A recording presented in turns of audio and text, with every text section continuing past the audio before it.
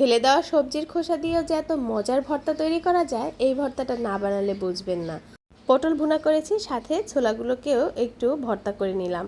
আর ছোলাগুলোকে আমি পরিষ্কার করে এরপর ফ্রাই প্যানে দিয়ে অল্প একটু পানি দিয়ে সিদ্ধ করে নিয়েছি। আর এখন দিয়ে দিলাম বেশি করে একটু পেঁয়াজ কুচি, রসুন কুচি, সাথে কয়েকটা কাঁচামরিচ। ঝালের পরিমাণটা আসলে পছন্দ মতো দিতে হবে, যে যেরকম ঝাল খেতে পছন্দ করে। এরপর সরিষা তেল দিয়ে ভালোভাবে আমি টেলে নিচ্ছি। আর এই যে টালার পর কিন্তু কালারটাই পুরো চেঞ্জ হয়ে এসেছে। আর এই টালার পর কিন্তু খুব সুন্দর একটা ফ্লেভার আসে কাঁচামরিচ, রসুন থেকে। আর এখন আমি ব্লেন্ডার জারে নিয়ে নিয়েছি। আর ব্লেন্ড করলে কিন্তু খুব সহজেই তৈরি হয়ে যাবে পটলের ছোলা ভর্তা।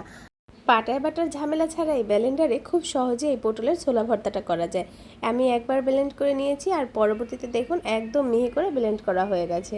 আর এই ভর্তাটা দিয়ে গরম গরম ভাত খেতে যে কি ভালো লাগে! অবশ্যই কিন্তু বাসায় এই গরমে একবার হলেও পটলের ছোলা ভর্তা ট্রাই করে দেখবেন। আল্লাহ হাফেজ।